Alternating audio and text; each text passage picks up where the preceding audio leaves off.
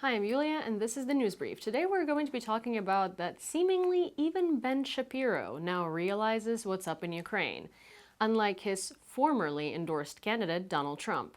And of course, we're going to be discussing it together in the comments, so you don't have to suffer alone, and I don't have to suffer alone. So please leave your opinions, questions, suggestions, whatever is on your mind in the comments below, because I read all of it, and I really do enjoy this back and forth communication. Let's go. So, according to Donald Trump, Zelensky is really the only obstacle on the way to peace. I mean, it's not Putin who started the invasion. It's really not Russia who continues its aggression. It's not the Russian soldiers that are looting and murdering in Ukrainian villages. It's none of those factors. It's Zelensky, a man who the Trump administration sees as an objective to end the war. A war that this man never started, because last time I checked, Zelensky didn't start any wars, so how can he end it? Anyways, a couple of nights ago, there was a massive combined attack on Kyiv and other cities in Ukraine, but we're going to focus on Kyiv today. It was ballistics, it was cruise missiles, and it was Shahed drones. And Trump, obviously, previously said that whenever Putin does these things and civilians suffer, in this case, there have already been recorded many deaths and even more injuries. Trump says it's a mistake. He didn't mean to. So for 3.5 years straight, Putin obviously has been making all of these mistakes, and he didn't mean to, because it makes all the sense in the world.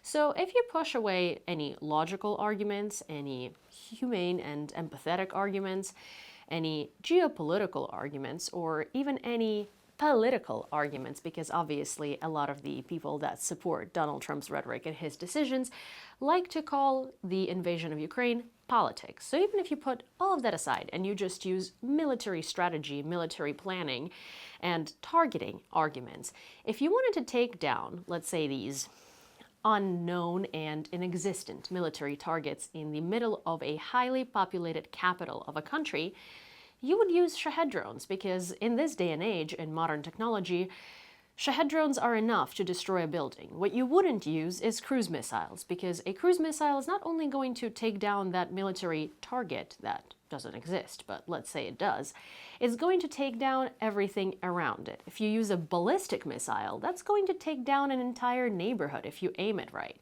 So, if you, as Putin says, were only trying to strike military facilities and then something went wrong and coordinates failed, you would be using Shahed drones, not a combination of cruise missiles, ballistics, and Shahed drones, because those are weapons of mass destruction, and mass before destruction should give you everything you need to know, because they're designed to cause as many casualties as possible, especially when they're also packed with cluster munitions and pre-packed shrapnel for maximum amount of damage. So while all of you were sleeping on that night, I and the rest of Kyiv and people in many other cities of Ukraine were waking up at 1 in the morning and hiding in the bomb shelter, me particularly with my 2 very scared dogs, because there were so many explosions. I haven't heard as many and as loud and as all-encompassing all around me in a very long time. At 4 in the morning, I woke up in a cold sweat after an hour nap when I came back from the bomb shelter, because there was a Shahed drone that was flying what felt like onto me. And I wasn't necessarily wrong, because it did fly over my building and then ended up falling 3 streets over. There was a fire, there were ambulances. I know this because my friends live in that area and they have seen it and they have recorded it. And well, they suffered from a lot of noise and panic, because, you know, it's not fun when there is a massive kamikaze drone either hitting or being taken down right near where you sleep. Anyways, these attacks are designed to scare Ukrainians into submission, and they, in fact, have started, multiplied, and grown in severity since the Trump administration has joined the negotiations, because as much as he likes to call Joe Biden Sleepy Joe and a geriatric man who didn't accomplish anything and was so weak and so not scary to Russia, Russia was actually scared of Joe Biden administration's reaction, because they knew that they could actually put them in line if they wanted to. They just didn't want to. Trump, however, gave Russia all the green light to do anything that it is that they want to do and go unpunished.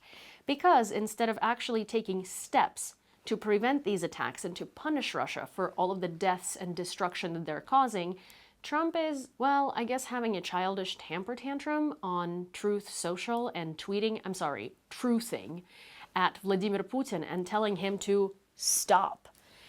Which, well, let's break it down into two. So I'm going to make it as relatable to especially Americans on the other end of the screen as I possibly can. Imagine 9/11 happened and Trump was president, not Bush, and instead of actually going and hunting down bin Laden and trying to show him why a terrorist act onto America is a no-go, Trump tweeted, "Bin Laden, stop. People are dying. Deaths are unnecessary. I am really not happy about your strikes on the World Trade Center." Because that's essentially what he's doing over what Putin is doing in Ukraine. And for some reason, it's really easy, especially for Americans, and, well, I don't want to single you out for everyone else, to illustrate in their heads how 9/11 was a terrorist attack. But these types of terrorist attacks happen in Ukraine every single day, and for some reason, it is taken as something different. It doesn't register as an act of terrorism. But it is. It results in mass casualties, it results in mass destruction, and of course, it results in a lot of PTSD and trauma for years to follow. Imagine, 9/11 was one massive tragedy. Ukraine is experiencing these tragedies every single day in every single city, and what we get in return from our allied nation is being called the only obstacle to peace, and a truth aimed at Putin saying, "Vladimir, stop."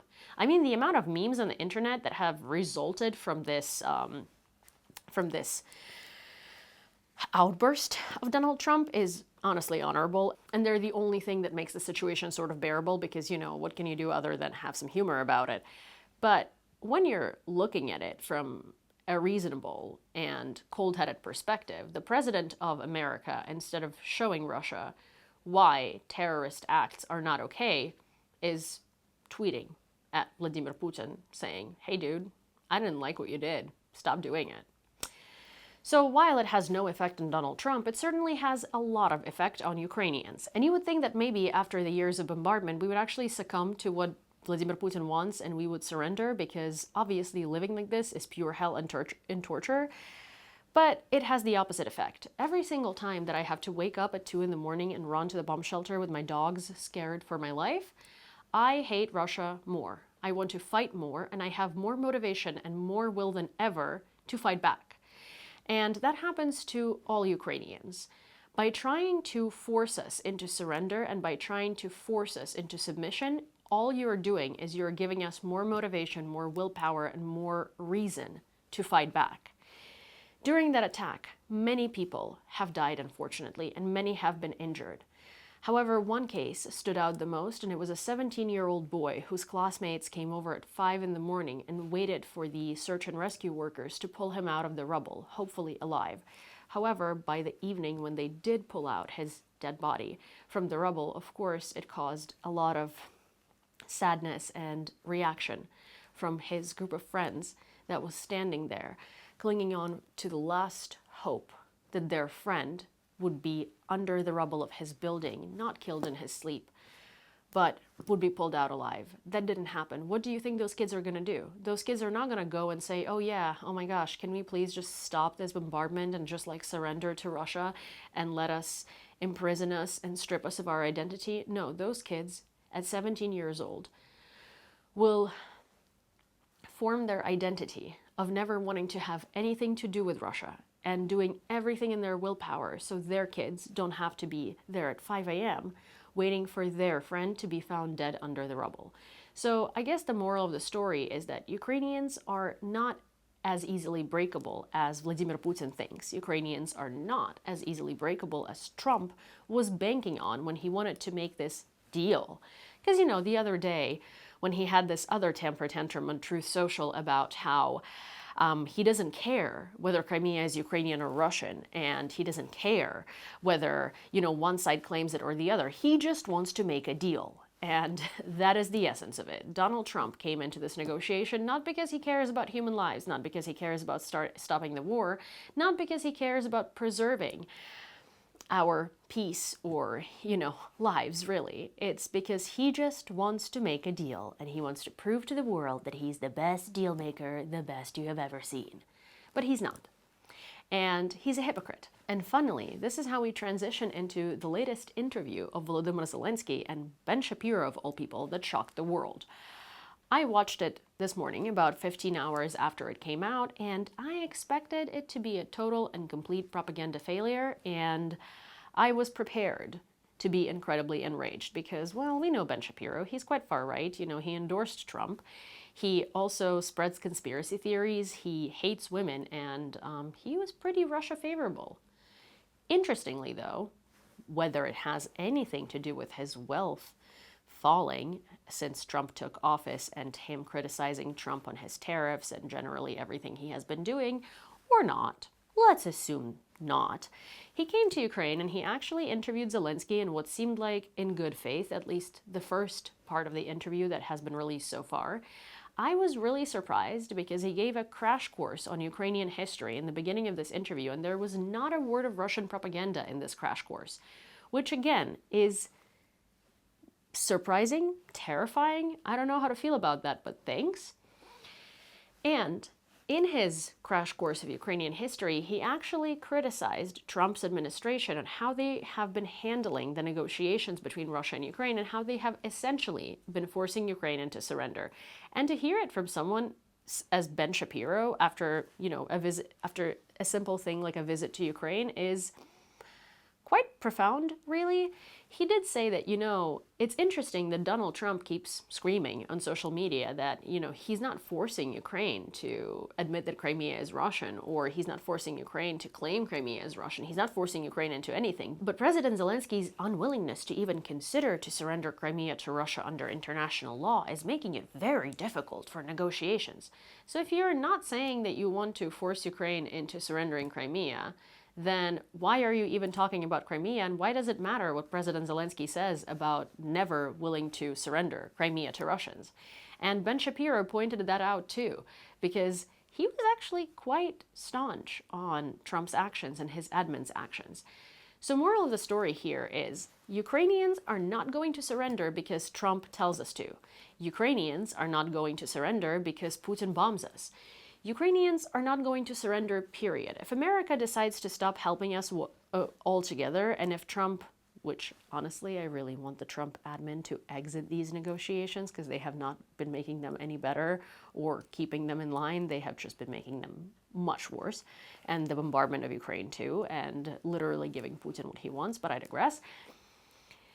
If the US pulls out of supporting Ukraine altogether, Ukraine is not going to fall. Ukraine's going to keep fighting, as we have been fighting before we received our first package of American support in about June or July. So that was 3 months after the full-scale invasion. Before that, we were fighting with, old resurrected Soviet weapons, and somehow we stood our ground.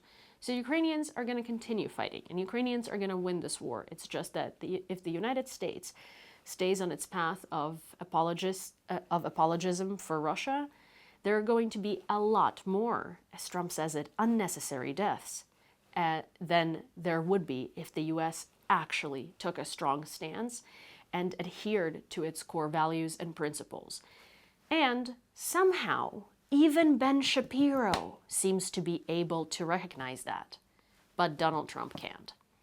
When the main far-right propagandist and the staunchest Trump supporters telling you, hey dude, I think you're wrong, maybe it's time to think about it. That's all I have for you for today. Thank you for listening, and if you enjoyed this episode, please don't forget to subscribe to The Gaze. Also turn on all of your notifications so you don't miss when the next episode comes out. Send it to a friend, like this video, and of course, if you have something to say, don't hesitate to do that in the comments down below. And I'll see you next time.